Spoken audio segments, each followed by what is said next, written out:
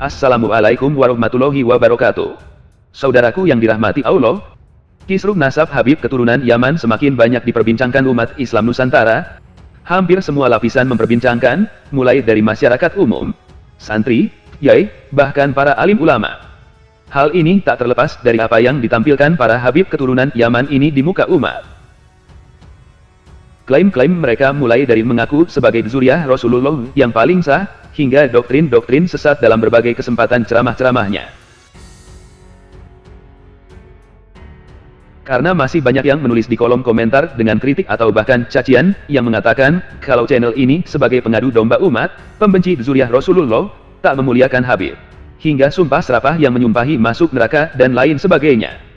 Oleh karena itu, mulai video ini, dan ke depan entah sampai berapa episode kita akan tunjukkan doktrin-doktrin halu dan sesat para Habib, yang sangat berbahaya untuk umat Islam. Baiklah, kita simak salah satu ceramah seorang Habib dalam satu kesempatan. Kecintaan Rasulullah SAW kepada umatnya, sampai diceritakan di dalam riwayat hadis, kelak nanti di padang mahsyar kita akan dikumpulkan oleh Allah. Dari zaman Nabi Adam manusia yang pertama kali sampai manusia yang paling terakhir, kita semuanya kumpul di padang mahsyar meminta pertolongan. Dan tidak ada pertolongan syafaat kecuali syafaat dari Nabi kita Muhammad SAW. Makanya kita jadi umat Nabi harus yang nurut sama Nabi. Kadar kecintaan kita kepada Nabi Muhammad SAW dilihat dari kecintaan kita kepada zuriyahnya Nabi Muhammad SAW. Ini kemarin, Masya Allah, yang temenan Instagram sama saya, itu Masya Allah 2 kali postingan saya tentang Habib Rizik di Bennett. Ada apa? Instagram ini gedek sama Habib Rizik. Habib Rizik zuriyah Nabi Muhammad, zuriyah Nabi Muhammad, cucunya Rasulullah, cucunya Rasulullah, cucunya Rasulullah. Hati-hati kalau ada kita sebagai umat Nabi Muhammad yang benci terhadap keluarganya Nabi Muhammad SAW.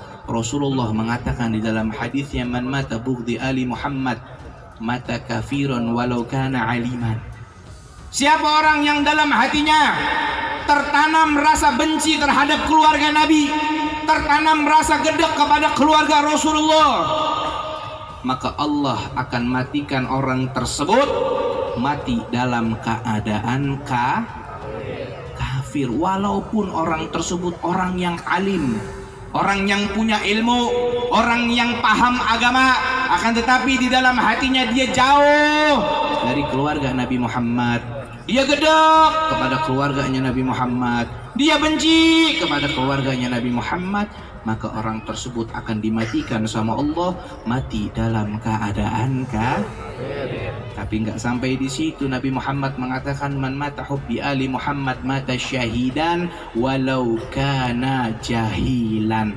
Allah akan matikan orang yang dalam hatinya menanamkan rasa cinta kepada keluarga Nabi, walaupun orang tersebut dikategorikan sebagai orang yang bodoh selama hidupnya.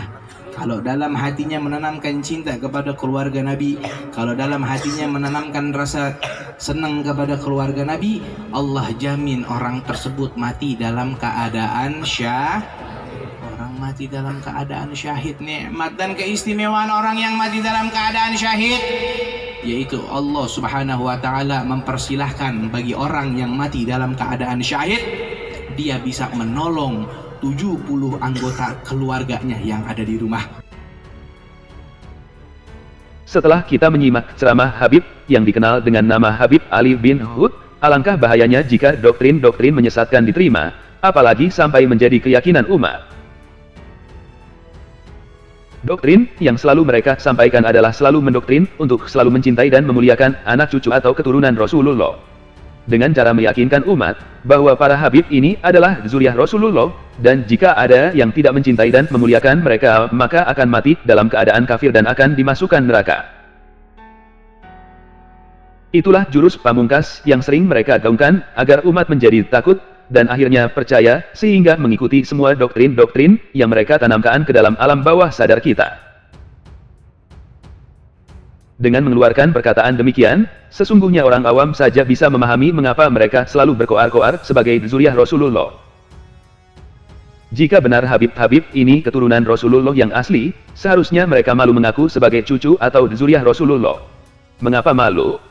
Ya, seharusnya mereka sadar dengan mengaku dzurriyyah Rasulullah, maka tanggung jawabnya semakin besar.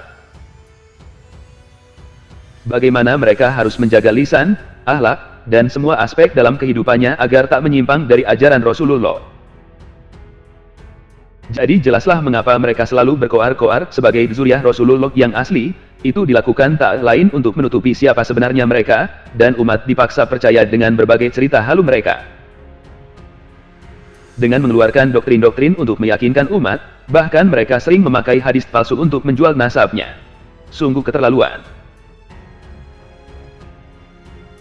Semoga kita semua bisa terbebas dari doktrin-doktrin sesat Habib yang mengaku dzurriyyah Rasulullah ini. Dan semoga para Habib ini mendapat hidayah. Terima kasih sudah menonton video hingga akhir. Video ini merupakan satu rangkaian dari video-video doktrin sesat Habib yang mengaku dzurriyyah Rasulullah yang akan kita sampaikan di kesempatan berikutnya. Kritik, saran, bisa di kolom komentar. Wassalamualaikum warahmatullahi wabarakatuh.